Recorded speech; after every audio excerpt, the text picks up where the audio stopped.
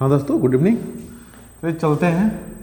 हमारी आपसे बात हुई थी कि सर जो वैकेंसी निकली है यूपी पुलिस की, उसके बारे में थोड़ी जानकारी प्राप्त कर लेते हैं कि कैसे कैसे है। पहले देख लेते हैं कि ये वैकेंसी कितनी की है।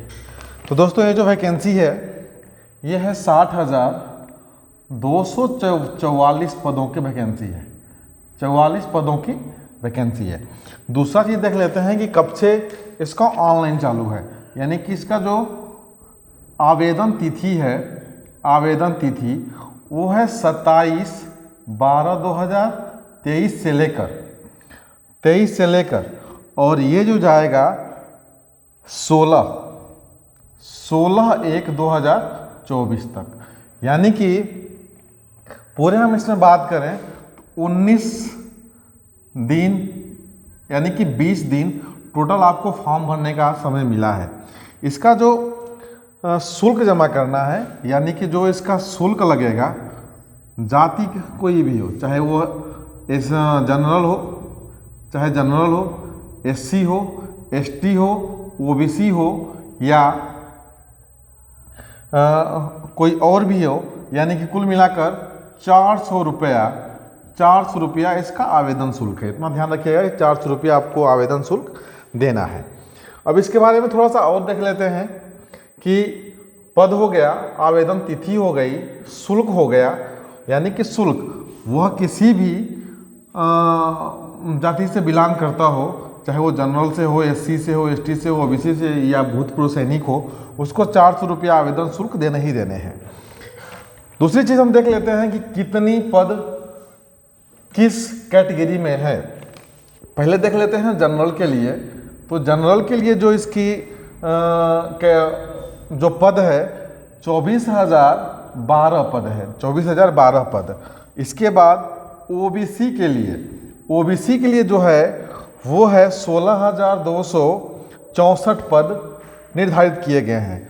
एससी के लिए 12,650 पद है, एसटी के लिए 1,204 पद हैं और ईडब्ल्यूएस यानी कि सर्विसमैन अर्धपुरुष सैनिक के लिए 6,024 पद यानी कि कुल निर्धारित किए गए हैं। 60,244 पद कुल हैं।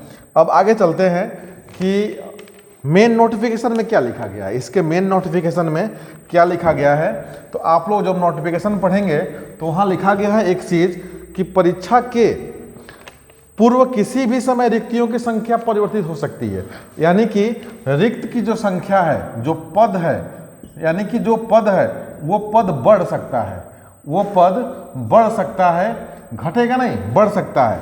और एक चीज़ और मेंशन किया गया है, बहुत ध्यान से पढ़िएगा, कि भर्ती किसी भी समय या भर्ती किसी स्तर पर बिना कारण बताए निरस्त की जा सकती है। यानी कि भर्ती ये बढ़ भी सकता है और इसमें मेंशन किया गया है कि भर्ती किसी भी समय, यानी कि आपको कारण नहीं बताया जाएगा और निरस्त भी किया जा सकता है। अच्छा, इस भर्ती के लिए क्या क्या योग्यताएं होनी चाहिए वो चीज़ देख लेते हैं। पहला चीज़ कि इसमें जो राष्ट्रीयता है, राष्ट्रीयता आप भारत के मूल निवासी होने चाहिए, दूसरा चीज़ कि 1962 से पहले, ध्यान रखिएगा, 1962 से पहले आप भारत के निवासी हो चुके हों। इतना ध्यान रखिएगा कि यदि आप तिब्बत से बिलोंग करते हो, अफगानिस्तान से बिलोंग करते हो या किसी और देश से बिलोंग करते हो, अगर आपने भारत राष्ट्रीयता न ली हो तो इतना ध्यान रखिएगा आप फॉर्म नहीं भर सकते। अगर आप 1962 से पहले आपने राष्ट्रीयता ले ली तभी आप फॉर्म भर सकते हैं। इसके बाद इसकी शैक्षिक योग्यता क्या होनी चाहिए। इसकी योग्यता के बारे में देख लेते हैं कि इसकी शैक्षिक योग्यता क्या होनी चाहिए। योग्यता क्या होनी चाहिए, तो ध्यान रखेंगे हम कि आप 10वीं या 12वीं मान्यता प्राप्त बोर्ड से आप 10वीं या 12वीं पास हो। एक चीज़ और ध्यान रखिएगा कि कुछ लोग इसमें अपियरिंग वाले भी होंगे। अपियरिंग का मतलब कि वो इंटर में पढ़ रहे होंगे, कक्षा 12वीं में पढ़ रहे होंगे और उनकी आयु 18 वर्ष पूरी हो गई होगी, तो वैसे लोग फार्म कतई ना भरेंगे। वैसे लोग फार्म कतई ना भरेंगे। इस बात का ध्यान रखेंगे कि इसमें अपेयरिंग वाले फॉर्म नहीं भरेंगे। दूसरा चीज़ कि अगर आप छूट की बात करते हैं कि किस किस चीज़ में छूट मिलेगा आपको, तो एक चीज़ ध्यान रखिएगा कि यदि आप नाइलेट से ओ लेवल किए हों तो आपको इसमें छूट मिल सकती है। दूसरा चीज़ कि यदि आप एनसीसी राष्ट्रीय कैडेट कोर, अगर आपका बी लेवल का सर्टिफिकेट हो तब तभी भी आपको छूट मिल सकती है। दूसरी चीज़ कि ये तो छूट थी आपके पेपर के, आपके एग्ज़ाम में। तीसरा चीज़ देख लेते हैं कि इसमें एज क्या है, आयु क्या मांगा है। तो आयु जो है वो 18 वर्ष से लेकर 18 वर्ष से 25 वर्ष तक के लोग मान्य होंगे। एक चीज़ और ध्यान रखिएगा कि इसमें छूट क्या है, आयु में छूट कितनी मिली है। तो इतना ध्यान रखिएगा कि दोस्तों यदि छूट की बात करते हैं तो एससी और एसटी और ओबीसी के लिए 5 वर्ष का छूट दिया गया है। 5 वर्ष का छूट नोटिफिकेशन में मेंशन किया गया है। तीसरा चीज़ में देखिएगा कि एक चीज़ लिखा गया है कि 1/7/2023 को 18 वर्ष पूरा कर लिया हो तथा 2 जुलाई 1998 से पहले का ना हो। ये किसके लिए है? तो ये पुरुष वर्ग के लिए है कि 1/7/2023 को 18 वर्ष पूरा कर लिया हो तथा 2 जुलाई 1998 से पूर्व पहले का न हो। इसके बाद महिलाओं के लिए 1/7/2023 को 18 वर्ष की आयु प्राप्त कर ली हो तथा जन्म 2 जुलाई 1998 से पहले का न हो। आगे देखते हैं कि इसकी जो परीक्षा होगी कैसे होगी। इसकी जो परीक्षा दोस्तों परीक्षा इसकी ऑफलाइन होगी। इतना ध्यान रखिएगा कि इसकी परीक्षा ऑफलाइन होगी। दूसरा चीज़ कि परीक्षा में क्या क्या होंगे, तो टोटल परीक्षा में 300 अंकों का पेपर होगा। 300 अंकों का पेपर होगा और यह 2 घंटों का होगा। 2 घंटों का होगा यानी कि 120 मिनट का 120 मिनट का पेपर होगा। इसमें क्या क्या आएंगे, परीक्षा में क्या क्या हमको पढ़ने हैं, तो सामान्य ज्ञान पढ़ने हैं, सामान्य हिंदी पढ़ने हैं, गणित पढ़ने हैं, रीजनिंग पढ़ने हैं।